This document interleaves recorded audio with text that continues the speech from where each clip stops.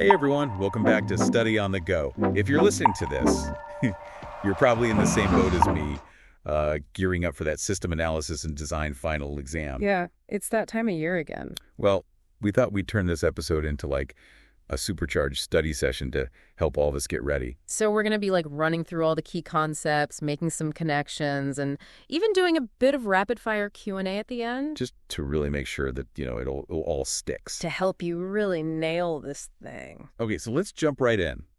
Remember all that time we spent working on ER diagrams? Yeah. Well, that's part of conceptual data modeling, right? It's basically creating that blueprint for your system's data. It's more than just a blueprint, though. It really is the foundation for everything that comes after it.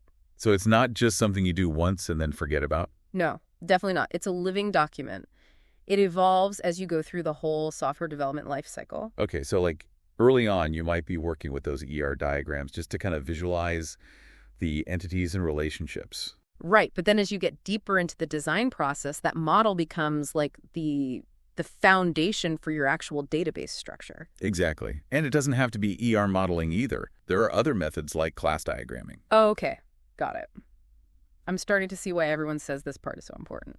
A flawed data model early on can cause a lot of problems down the line. It really can. All right, well, let's assume we have a solid conceptual model.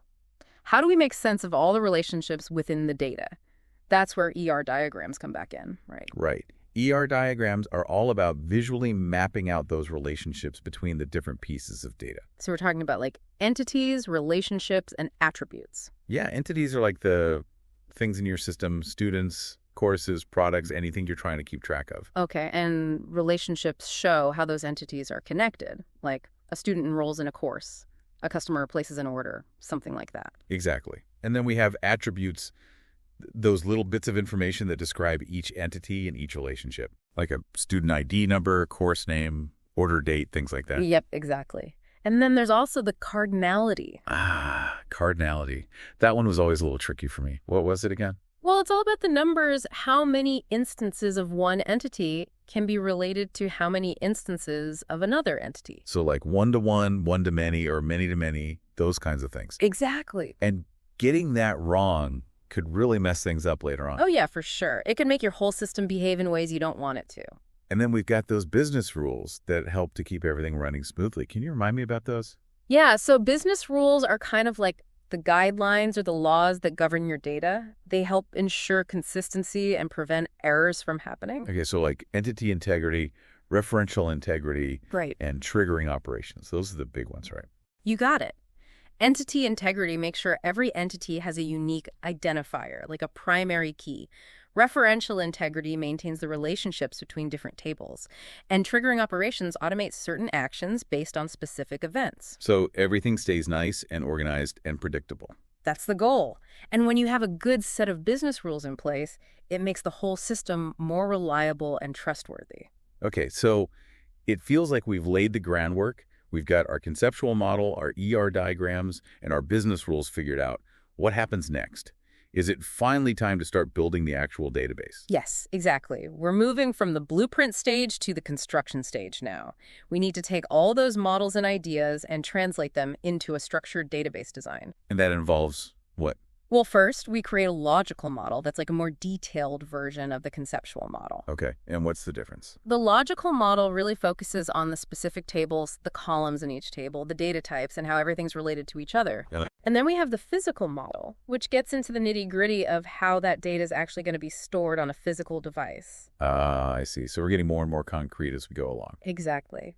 And another crucial step in this whole process is something called normalization. Normalization. Oh, yeah, I remember that. Something about getting rid of redundancy, right? That's a big part of it. Normalization is all about organizing the data in a way that reduces redundancy, improves data integrity, and ultimately makes the database more efficient. So like if you have a table with customer information and each customer has multiple orders, you don't want to store their address over and over again for every order. Exactly. Normalization helps you figure out the best way to break that information down into separate tables so you only have one copy of each piece of data. And that's where those different levels of normalization come in, right? Like 2NF and 3NF. Exactly. They help you identify and eliminate different types of dependencies within the data. I vaguely remember learning about those different types of dependencies, but it was a little confusing at the time. Well, maybe thinking about it this way will help. Imagine you have a table with customer information and order details. If the order details depend on the customer ID, that's a functional dependency. Normalization helps us figure out how to structure the tables so that those dependencies are clear and consistent. Okay, I think that makes sense. So normalization is all about creating a well-organized, efficient database.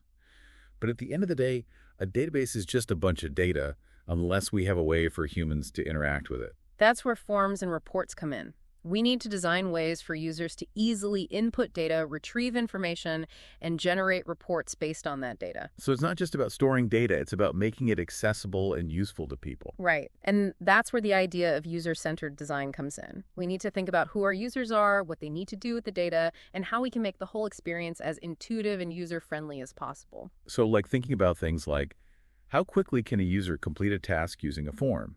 How easy is it to find the information they need? How satisfied are they with the overall experience? Exactly.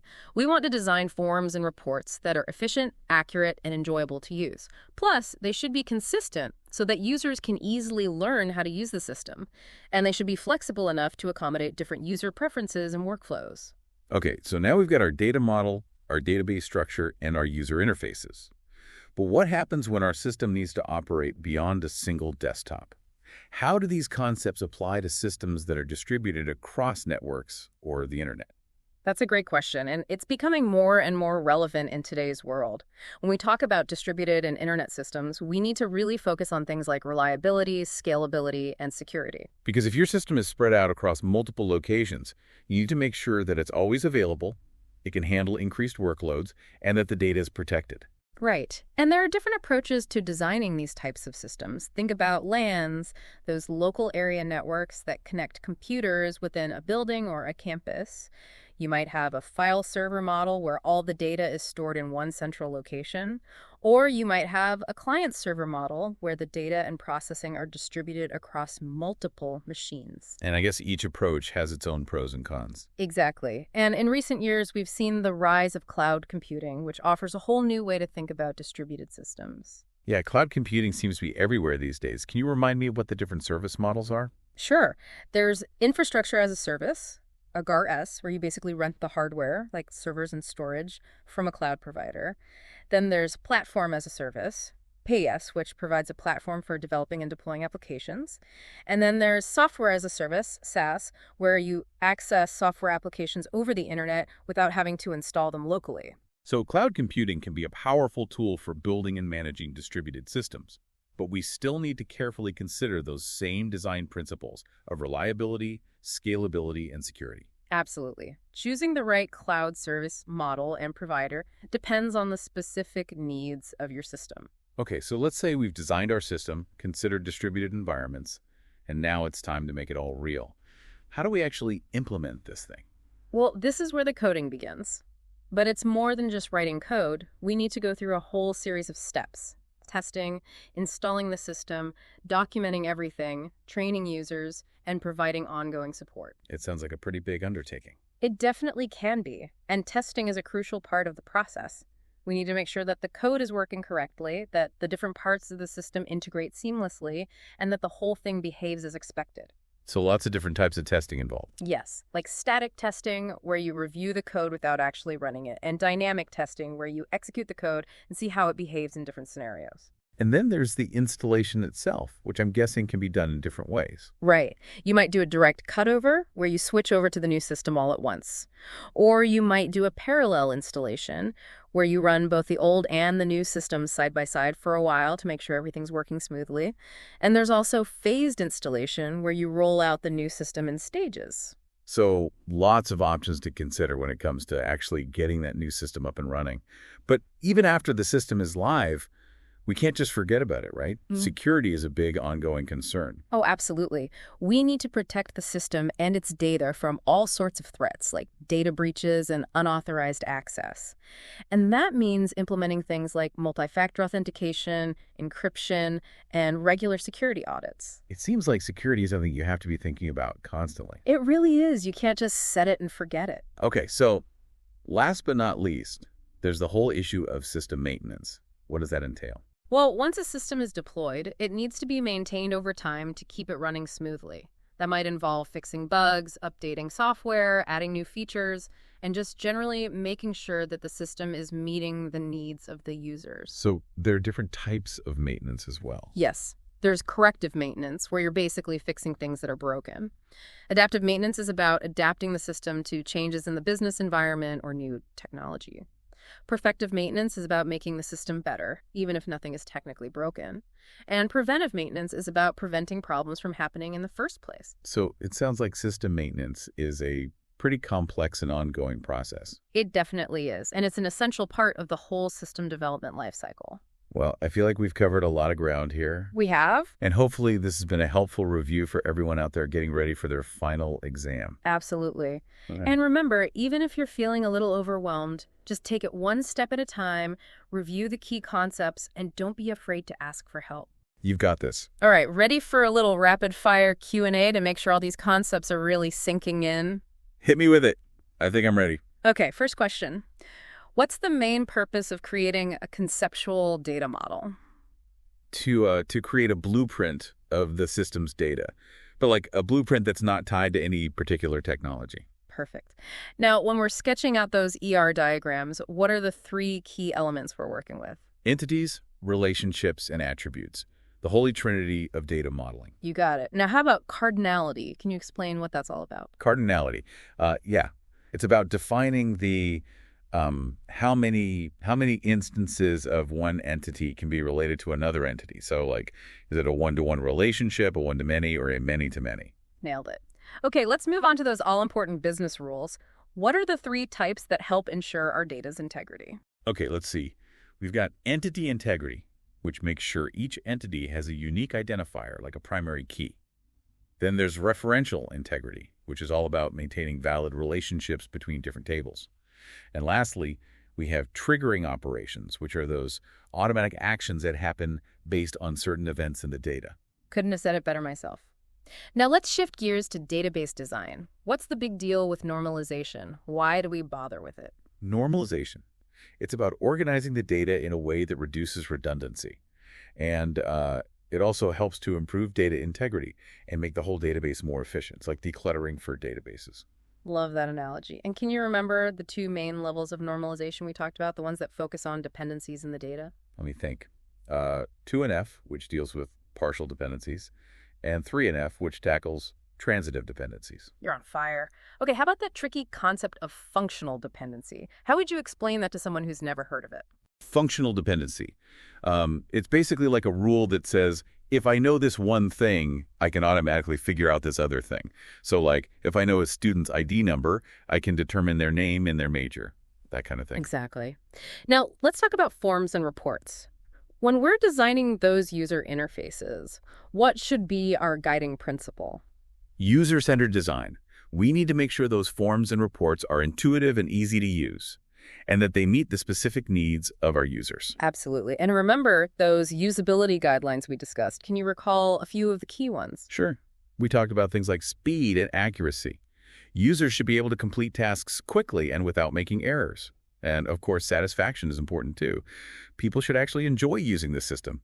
Plus, the interface should be consistent and flexible. Spot on. Now let's step into the world of distributed systems. What are those three super important design principles that we need to keep in mind when we're dealing with systems spread out across networks? Reliability, scalability, and security.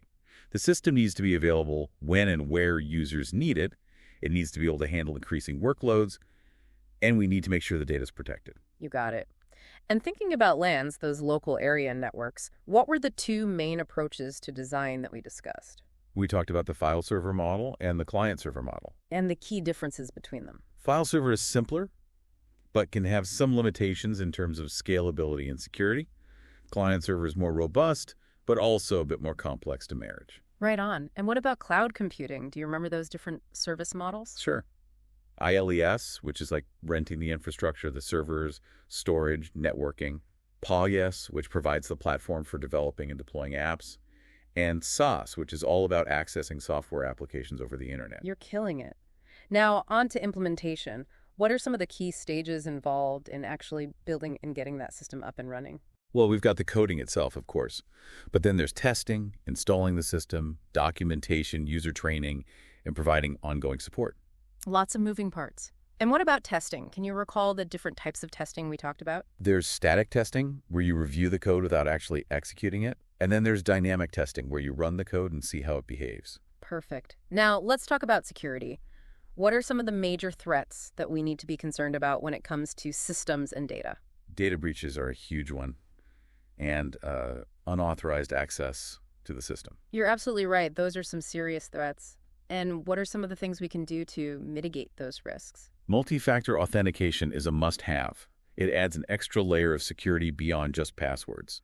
Encryption is also really important, protecting data by making it unreadable without the right key. And regular security audits can help us identify and address vulnerabilities. Excellent. Okay, last but not least, system maintenance. What are those 4 types of maintenance that we need to be aware of? Let me see. Corrective maintenance, which is fixing things that are broken. Adaptive maintenance, which is about adapting to changes. Perfective maintenance, which is making things better, even if they're not broken. And preventive maintenance, which is all about preventing problems from happening in the first place. You've aced this rapid fire round. I'm seriously impressed. Wow, thanks. I actually feel like I've got a pretty good handle on this stuff now. That's what we like to hear. And remember, this is just one part of your study journey. Make sure to review your notes, go back to the textbook, and ask your professor any questions you still have. They're there to help you succeed. You know, it's amazing how much we've learned about systems analysis and design this semester. It's like, at the beginning, it was all just theory, but now I can actually see how it all applies to building real systems. It's really cool to see how all the pieces fit together, from the conceptual models to the actual implementation. And it makes you realize how important this stuff is. Like, we're not just building systems for the sake of building them, we're actually solving real-world problems. Absolutely. And the decisions we make as system analysts can have a big impact on people's lives. Exactly. Which is why it's so important to think about the ethical implications of the systems we design. Couldn't agree more. We need to make sure we're building systems that are fair, responsible, and sustainable. So as we wrap up this study session and get ready for that final exam, I think it's important to keep that broader perspective in mind. Definitely. It's not just about memorizing facts. It's about using our knowledge to make a positive impact on the world. Well said. And to all our listeners out there, thanks for joining us on this Study on the Go journey. We hope this episode has helped you feel more confident and prepared for that system analysis and design final. Remember, you've got this. You've put in the time, you've learned the material, and now it's time to show what you know. And even after the exam, keep exploring, keep learning, and keep pushing the boundaries of what's possible in the world of systems analysis and design. Until next time, happy studying and best of luck.